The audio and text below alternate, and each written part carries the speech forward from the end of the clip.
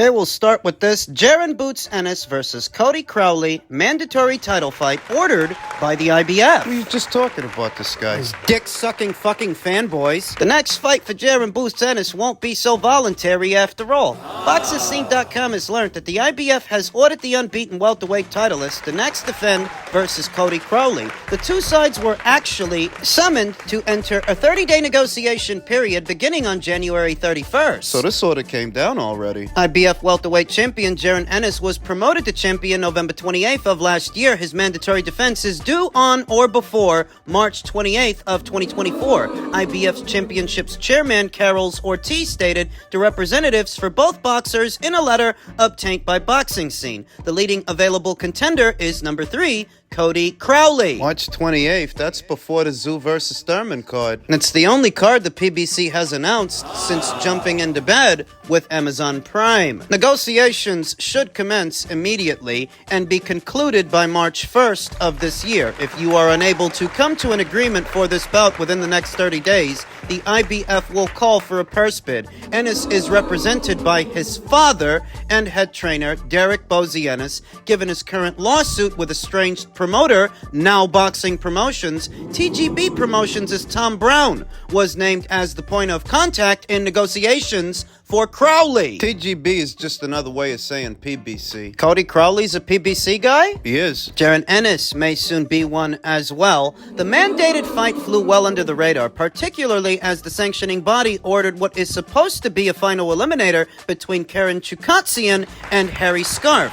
As Boxing Scene previously reported, Wasserman Boxing won a recent purse bid hearing to gain the promotional rights to that fight. The winner of that fight becomes the mandatory challenger, the next mandatory challenger to Jaron Ennis. Provided that he stays champion, provided that he beats Cody Crowley, and I think that he can, I think that he will. He better. For all the hullabaloo about this guy, he better stay in character with the unheralded Cody Crowley. It was believed that Philadelphia's Ennis was entitled to a voluntary defense, but he is instead locked into an ordered fight. Per the IBF Rule 9C, both participants are required to honor the ordered title fight to avoid disciplinary action handed down by the sanctioning body. Any fighter who abandons the purse bid process or does not honor the outcome will receive a demotion in the rankings plus a 6-month probation period where they cannot participate in an IBF-sanctioned fight. They're looking to put this on the undercard of Canelo Alvarez's next fight. In May, widespread speculation as to who Canelo Alvarez is going to be fighting next. He crossed off Terrence Crawford. It's not him. Jamal Charlo said he hasn't talked to anybody about fighting Canelo Alvarez, and he hasn't spoken to Al Heyman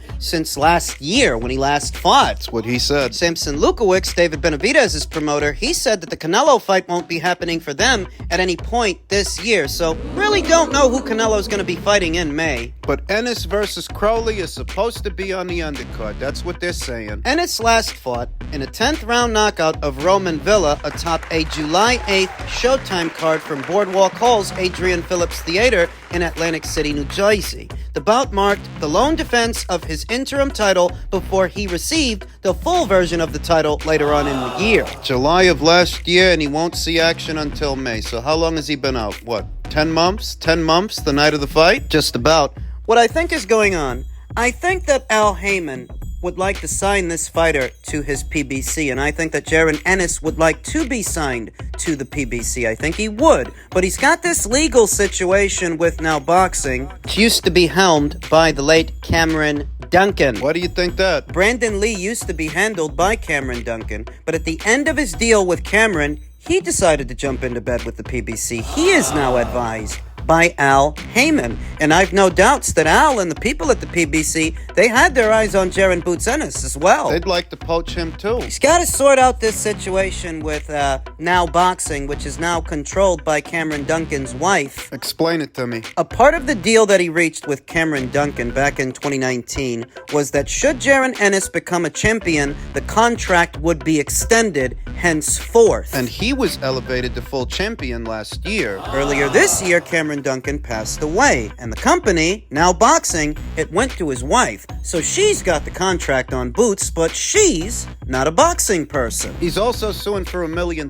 saying that the company didn't provide him with as many fights as they initially agreed upon. So his next fight would presumably take place under the PBC banner due to TGB's involvement with Cody Crowley, but I think there's a lot more to it than that. I think the PBC would like to sign this fighter, but I'm not sure if they can so long as that contract he's got with Now Boxing is active and actionable. Hence the lawsuit. He wants to constitute a breach of contract so the deal is null and void and he is free to go. With $1 million for his troubles. While they sort all of that out in court, he will be defending the IBF title against Cody Crowley, which really does absolutely nothing for his profile at 147, but very few fighters can. All the big names are gone. Sean Porter retired, Danny Garcia moved up in weight, so did Keith Thurman. Who knows when Spence is coming back, but he's not coming back as a welterweight, and Terrence... He's not either, and he's only looking for money fights, big money fights. That ain't this. That ain't Boots. I've been saying it on repeat. I've been saying it in video after video. Somebody's got to put the money up for that fight. Most seem to be under the impression that the PBC would, but how can they if he's contracted to somebody else? In tandem with the value of the show, Crawford versus Ennis is not a big fight. Don't let pom-pom waving sycophants and pom-pom waving content creators tell you different. That is not a big money fight. What the fuck is that going to generate at the box office? What's your point? Doing that thing could perhaps be a gamble for the PBC, a gamble that at this time they cannot afford. A Canelo fight pays for itself. It pays for itself, but this... Crawford versus Boots is not a big money fight, so Boots is fighting Cody Crowley. He's gonna knock him out. I think he's gonna knock him out, and we'll see what he does after that. Now, as it pertains to what is supposed to be Canelo's next ring appearance, promoter confirms Benavidez is not in Canelo's 2024 plans, per Samson Lewkowicz. We're supposed to believe him? Didn't he say that David signed a contract to fight Morrell early last year? Just to admit that he's been sabotaging that fight this year. We're supposed to believe him? No, said promoter Samson Lewkowicz when asked if his fighter David Benavidez would get the Canelo Alvarez fight in 2024. Speaking exclusively to ProBox TV, Lewkowicz said there was almost no chance that his super middleweight star would land boxing's most lucrative fight in either May or September of this year, and as a consequence, the promoter thinks Canelo's legacy will be tarnished. Bullshit! Canelo Alvarez will make his legacy, and his legacy will be stained because he did not fight the best at this time, which is David Benavidez, Lewkowicz argued. The pendulum swings both ways, sweetheart. David Benavidez has been at super middleweight longer than Canelo. When did he fight the best? He was there before Canelo got there. Samson argued, I think the children, maybe the grandchildren, one day will ask him why he did not fight Benavidez. Because he, Canelo, says he wants the best fights, but that's the best fight. Now he says he's going to fight an American. The American isn't Crawford. Canelo's ruled him out. Jamal Charlo said that he hasn't talked to anybody about fighting Canelo, and he hasn't spoken to Al Heyman since last year, so, I guess it's not him. Isn't David American? He is. He wasn't born anywhere else. He wasn't born in Mexico. He wasn't born in Ecuador. He was born in Phoenix, Arizona. He's American, and Canelo didn't rule him out. Samson did. Samson's the one saying that the fight's not going to happen this year. Now he says he's going to fight an American in Las Vegas on May 4th. At one moment in the contract, it was Jamal Charlo. Now we don't know who the American might be. We have an idea who it might be, but since I'm not involved in those negotiations, I can't say who it is because I don't know. But I do know that Canelo's legacy will be tarnished. David Benavidez is a legacy fight now. I don't see how. He's nowhere near as accomplished as, say, Miguel Cotto was when Canelo fought him. He's nowhere near as accomplished as, say, Gennady Golovkin was when Canelo fought him. Not once, not twice, but thrice. What do their accomplishments have to do with it? That's what makes a fight a legacy fight, a legacy-defining fight. Like a Mayweather versus Pacquiao, they were both accomplished. It wasn't one way. They were both accomplished. What has David accomplished? He's managed to lose his belt 2 times outside of the ring, dicking around. That's it. Now, if he fights Benavidez, it doesn't matter if he wins or loses. The legacy of him is going to be the best for me in the history of Mexican boxing because he went to fight the best like Julio Cesar Chavez Sr., like Juan Manuel Marquez did, like Marco Antonio Barrera did, like so many top boxers did that have achieved glory. He's literally achieved things they haven't achieved. Not a single one of those guys was ever an undisputed champion. Let me fill you in on a little secret. Samson Lewkowicz is full of shit. All of this talk about this staining Canelo Alvarez's legacy, let me remind you of someone else's legacy. Let me remind you of who is often dubbed the poster child of the pound-for-pound list. None other than Sugar Ray Robinson. Modern concept of the pound-for-pound fighter, pound-for-pound lists, is all predicated on his greatness, his legacy. And you know who he didn't fight? Who? Charlie Burley. Rarely comes up in conversation because it doesn't take away from who Sugar Ray Robinson did fight, what he did accomplish. Same applies to Floyd Mayweather. Floyd Mayweather didn't fight Amir Khan, even though people wanted him to. He didn't fight Paul Williams. Spadafora, Margarito, he didn't fight them either. But nobody holds off on calling him the most accomplished fighter of his era, the best of his era, based on those guys. Because what are those guys' legacies compared to his? What's David's compared to Canelo's? If Canelo Alvarez retired right now, you're telling me that because he didn't fight David, little old David, he doesn't get in the Hall of Fame? Yeah, right. Samson continued, I already tried once to put him with Jaime Munguia. We turned the spoon many times and it was not achieved. So now I think that if he, Canelo, does not fight with a Mexican, the most ideal fight would be with Munguia, said Lewkowicz. There is no excuse for not taking that fight. It would be very easy to make that fight because PBC allows me as a promoter to put my boxers with other televised networks because it was the first agreement I made with Al Heyman, and he accepted it. Look at Sebastian Fundora's sister, Gabriela Fundora. She is with Golden Boy, and Sebastian Fundora is with PBC. In short, I did business with Edwin De Los Santos and Top Rank. I do business with everyone for the good of the boxer, not only for myself, but also to give the fans the opportunity to see the best fights. And yet you admitted that you've been sabotaging the Morrell fight, which is one of the better fights your fighter can be in. You sabotaged the Caleb Plant fight years ago. You delayed it back in 2019 when both your fighter and Caleb were unbeaten champions. You admitted that on camera.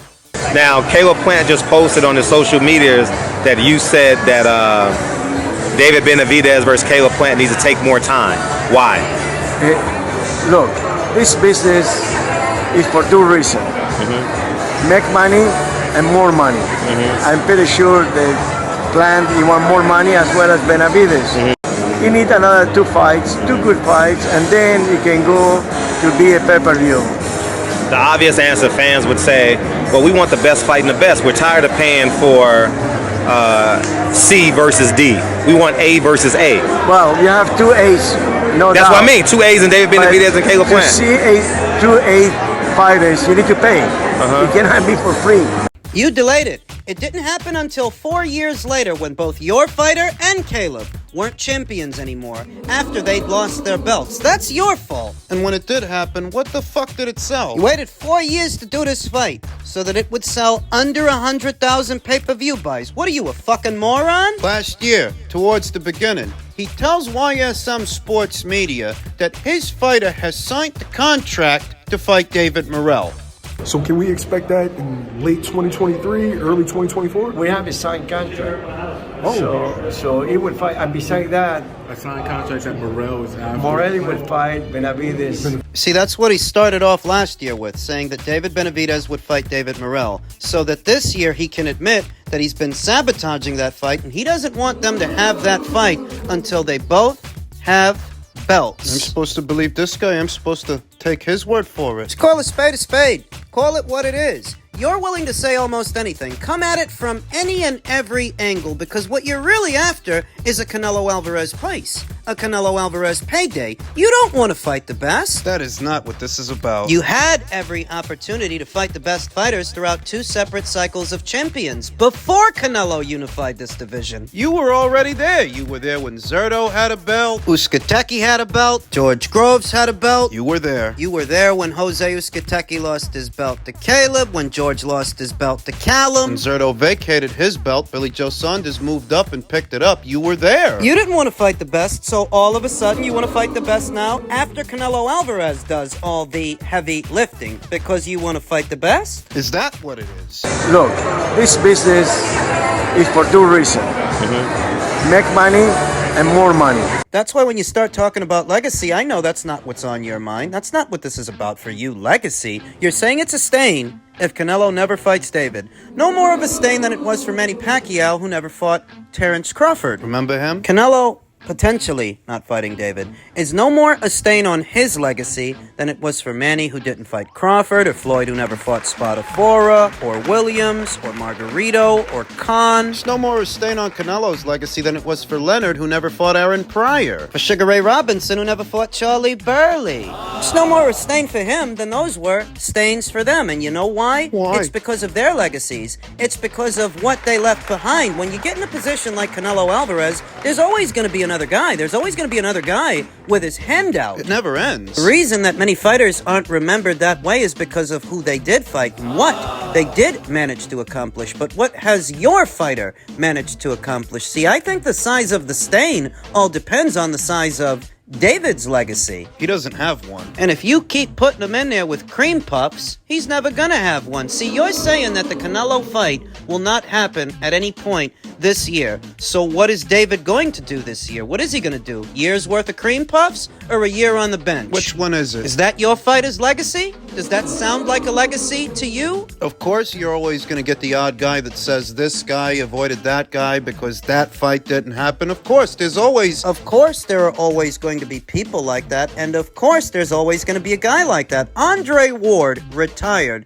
having not fought Artur Beterbiev or Dimitri Bivol. But does that take away from what he accomplished? I'm not advocating against the fight. I'm just addressing what Sampson said. Sampson said that if Canelo Alvarez never fights David, it's a stain on his legacy. And I think he's just exaggerating. He's just talking his man up like he's supposed to. But in reality, He already has a Hall of Fame career. He could retire right now and he'd be a first ballot Hall of Famer. But could your fighter say that? when your fighter's career is said and done, what kind of legacy is he going to have based on how you're guiding his career? So far, he's been there at super middleweight through 2 cycles of champions, didn't unify with any of them. In fact, the only one who brought consolidation to this division wasn't your fighter, it was Canelo. The first Mexican undisputed champion. In the 4-belt era, the first Mexican undisputed super middleweight champion in the 4-belt era. I mean, your fighter, he had the opportunity to do that before Canelo even got there, and he didn't. You want to talk about grandkids and what they're going to ask about? They're going to ask, why did Canelo unify this division before you if you were there before him? What are you going to tell them? That you lost your belt 2 times outside of the ring fucking around? Is that it?